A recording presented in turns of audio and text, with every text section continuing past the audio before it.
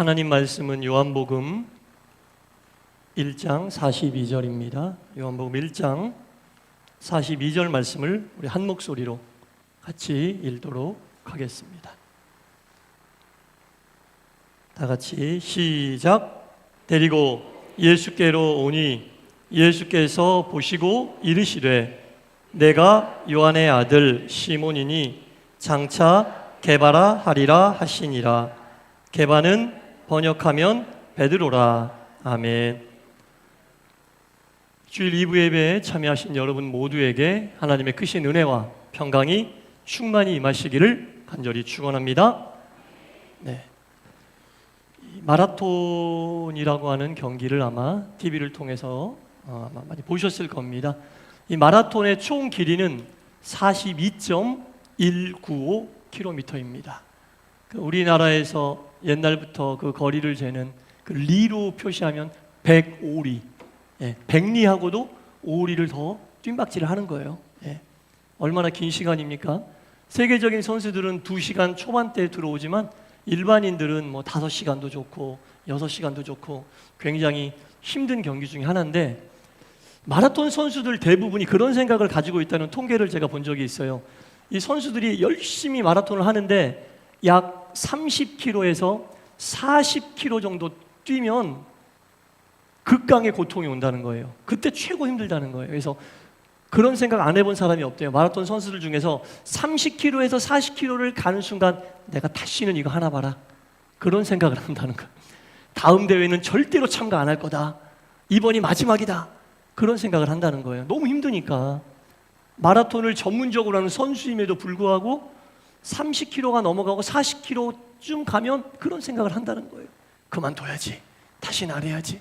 그런데 마지막 그 2km가 안 되는 그 짧은 구간을 가면서는 말할 수 없는 희열이 온다는 거예요.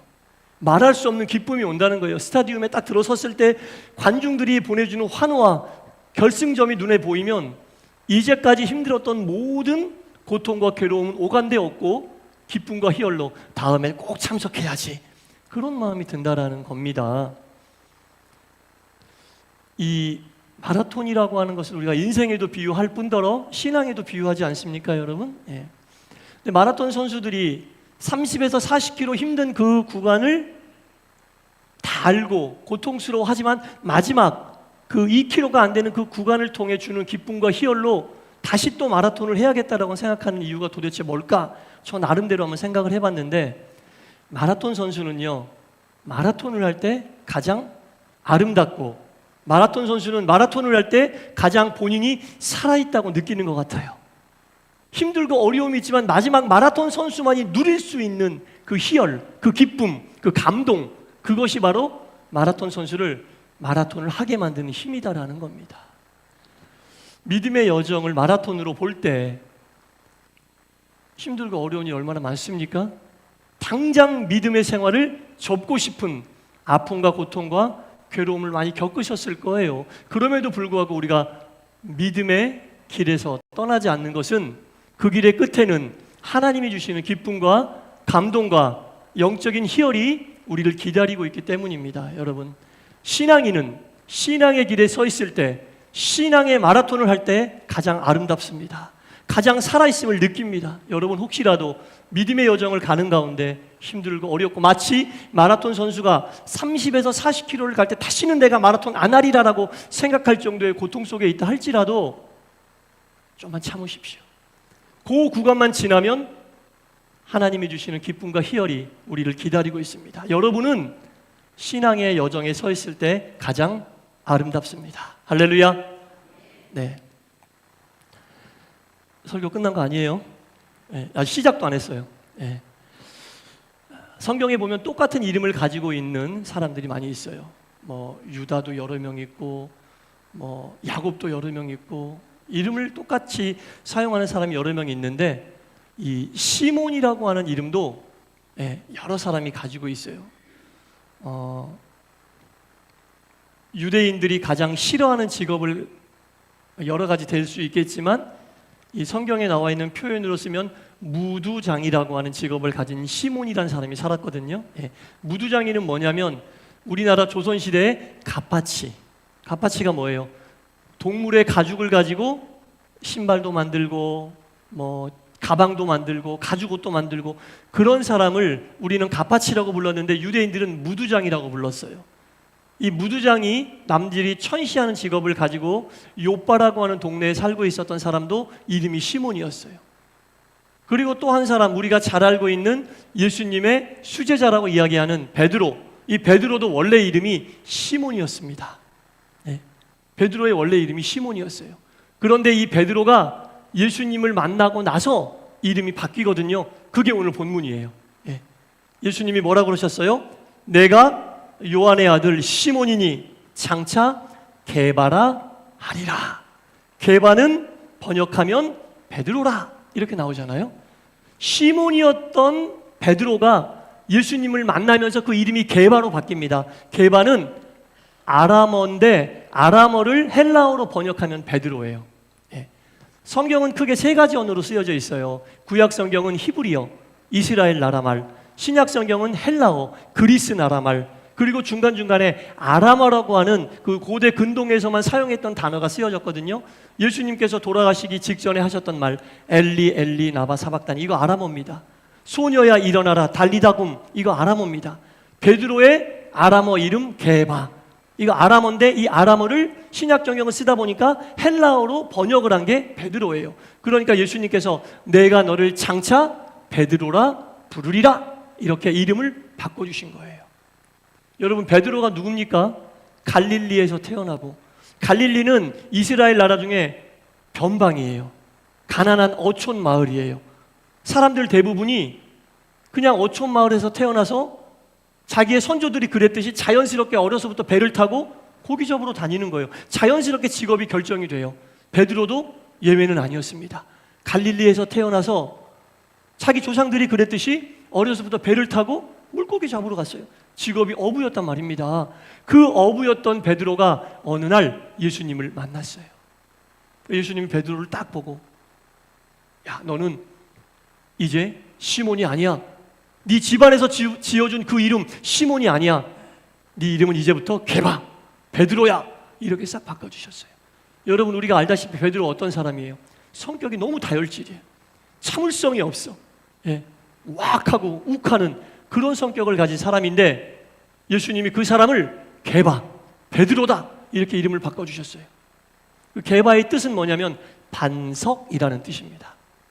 반석, 판판한 돌, 아주 좋은 돌, 반석이라는 뜻입니다. 예수님이 이름을 바꿔주신 건 아주 좋은데 우리가 알고 있는 베드로라면 과연 반석의 삶을 살 수 있을까? 그 와일드한 성격에, 그 다혈질적인 성격에 어떻게 반석의 믿음의 길을 가는 예수님의 제자가 될 수 있을까? 이런 의구심이 저도 들었거든요. 예, 어떻게 베드로가 반석이 될까? 궁금했어요. 예, 가만히 생각을 해보니까 그 궁금증에 대한 해답이 성경에 있더라고요. 우리가 너무나 잘 알고 있는 시편 62편 1절과 2절에 이런 말씀이 있습니다. 나의 영혼이 잠잠히 하나님만 바라며 나의 구원이 그에게서 나오는도다. 오직 그만이 나의 반석이시오. 잘 들으셔야 돼요. 예수님이 베드로를 반석이라고 했지만 사실은 베드로는 반석이 아니에요. 오직 그만이 나의 반석이라고 고백한 시편 기자의 이 고백처럼 반석은 예수님이시고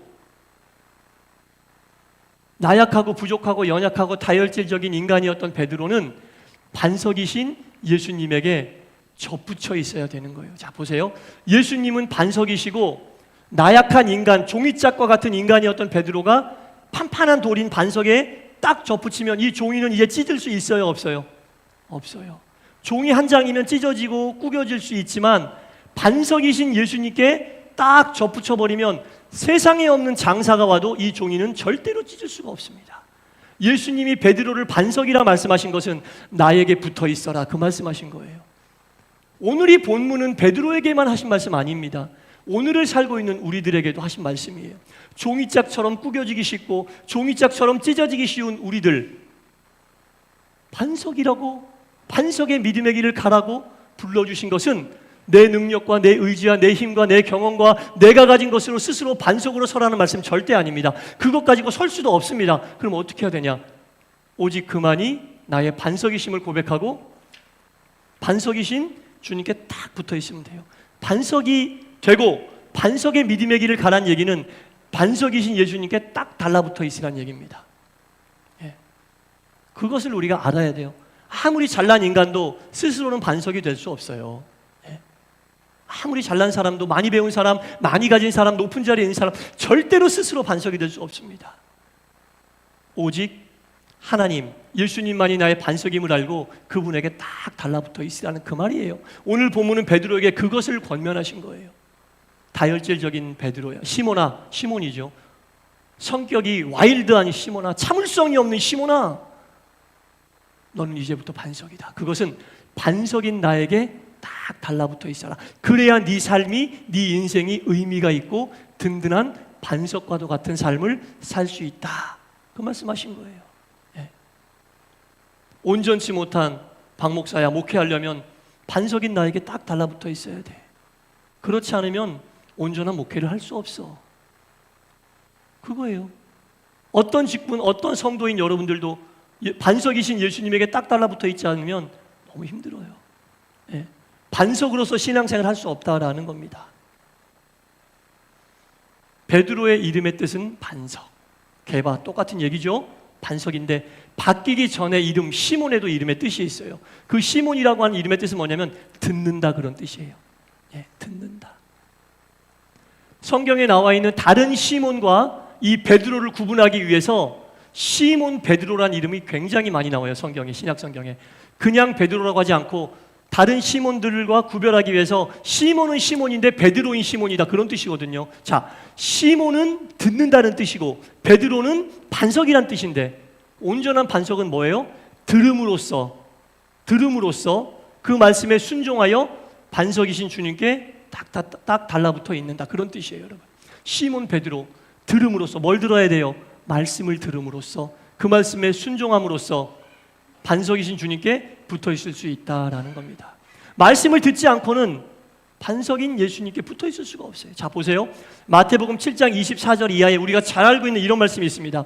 그러므로 누구든지 나의 이 말을 듣고 행하는 자는, 예수님이 하신 말씀이에요. 나의 이 말을 듣고 행하는 자는 그 집을 반석 위에 지은 지혜로운 사람 같으니 비가 오고 창수가 내리고 바람 불어도 무너지지 아니함은 그 주추가 반석 위에 있습니다.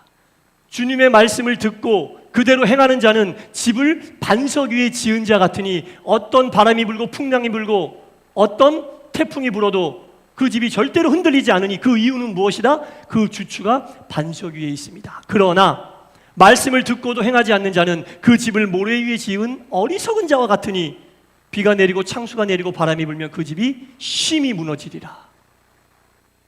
베드로는 예수님의 이 말씀을 듣고 믿고 그대로 행한 지혜로운 사람이 됐어요. 오늘 우리에게도 이 말씀 똑같이 하시면 여러분 어떻게 하시겠어요? 듣고 그대로 행하여 지혜로운 자가 되겠습니까? 아니면 듣고 행하지 않아 어리석은 자가 되겠습니까? 결과는 다 나와 있어요. 듣고 행하는 자는 그 집을 반석 위에 지은 자와 같고 듣고 행하지 않는 자는 그 집을 모래 위에 지은 자와 같다. 어떤 길을 행하시겠습니까? 주님도 다 우리에게 너 반석이 될 것이라고 얘기했는데 반석이 되고 안 되고 이 말씀 다 들었거든요. 중요한 것은 그 말씀을 듣고 행하느냐 행하지 않느냐. 행하면 반석 위에 주추가 들어가는 것이고 행치 않으면 모래 위에 주추가 들어가는 것이다. 네. 베드로가 이 말씀을 듣고 행하여 얼마나 많은 사람들에게 유익을 끼쳤습니까? 본인 혼자 조차고 반석 위에 세워진 베드로가 아니었어요. 베드로로 인하여 얼마나 많은 사람들이 하루에 설교를 하면 3,000명씩 회개하고 돌아왔어요. 3,000명의 영혼을 살렸다는 거예요. 하루에, 매일매일. 요바에 죽었던 여제자 다비다, 도르가를 살리고 성전 미문 앞에 평생 안진뱅이로 살 수밖에 없었던 그 안진뱅이를 일으켜 세우는 놀라운 기적을 베풀고 얼마나 많은 사람들에게 유익을 주는 반석이 됐습니까? 베드로 혼자는 아닙니다. 베드로가 오늘 본문에 나와 있는 말씀을 듣고 종이짝과 같았던 베드로가 예수님에게 딱 달라붙어 있었을 때 가능했던 일들입니다. 사랑하는 성도 여러분, 이 말씀은 오늘을 살고 있는 우리들에게도 주시는 말씀이에요. 내가 너를 장차 개발하리라, 반석이라 하리라. 믿음의 길을 가고 있는 우리들에게 하신 말씀이에요. 이 말씀을 듣고 행하고 순종하여 여러분들의 모든 신앙의 주추가 든든한 반석이신 예수님 위에 세워지기를 간절히 축원합니다. 듣고도 행하지 않으면요, 듣고도 행하지 않으면 모래 위에 세운 거예요. 안 들었다는 얘기가 아니라 들었는데 행치 않으면 모래 위에 세웠다는 거예요. 겉으로 볼 땐 똑같고 바람이 안 불고 창수가 나지 않을 때는 똑같지만 바람 불고 창수가 나면 결과는 딱 극명하게 갈라져요. 우리의 믿음이 주추가 반석 위에 있는지 모래 위에 있는지 딱 갈라져요. 조그만 힘든 일이 생기고 조그만 어려운 일이 생기면 딱 드러납니다. 하나님의 말씀이잖아요. 말씀에서 그렇게 분명히 구별될 거라고 이야기하셨어요. 우리는 신앙의 길 위에 서 있을 때 가장 아름다운 신앙인입니다. 그리고 듣는 말씀마다 듣고 순종하고 이행하여 우리의 신앙과 믿음의 주추, 동산교회의 믿음의 주추가 하나님의 말씀, 든든한 예수님 위에 세워져서 예수님의 반석의 힘으로 찢어지지도 않고 구겨지지도 않는 은혜로운 믿음의 길을 가는 우리 모두가 될 수 있기를 주님의 이름으로 간절히 축원합니다. 기도하겠습니다. 내가 요한의 아들 시몬이니 장차 반석이라 하리라. 종이장 한 장 같은 찢어지기 쉽고 구겨지기 쉬운 인생이었던 베드로에게 예수님 말씀하십니다. 내가 너를 반석으로 세우리라. 이 말씀은 베드로야, 시몬아, 나에게 딱 달라붙어 있어라. 이 말씀입니다. 평생을 예수님에게 붙어 있었던 베드로는 사도로서 여러 가지 일들을 감당하며 하나님께 영광 돌리는 그 주추를 반석에 둔 믿음의 길을 간 위대한 사도가 되었나이다. 오늘을 살고 있는 우리들에게도 예수님 말씀하십니다. 아무개야, 내가 너를 장차 개바 반석이라 하리라고 말씀하십니다. 예수님에게 딱 달라붙어 있게 하여 주옵소서. 우리 동산교회가 예수님에게 딱 달라붙어 있어 어떠한 악한 세력도 흔들지 못하고 찢지 못하고 꾸기지 못하는 든든한 하나님의 교회, 예수님의 교회, 성령 충만한 교회가 되게 하여 주시고, 동산의 문턱을 드나드는 한 심령이 베드로가 예수님에게 붙어 있고 예수님만이 나의 반석이라고 고백했던 것처럼 그 주추를, 신앙의 기초를 예수님과 말씀 위에 두어 흔들리지 않는 신앙의 여정 속에 서 있는 가장 아름다운 믿음의 사람들 되게 하여 주옵소서. 예수님 이름으로 기도드리옵나이다. 아멘.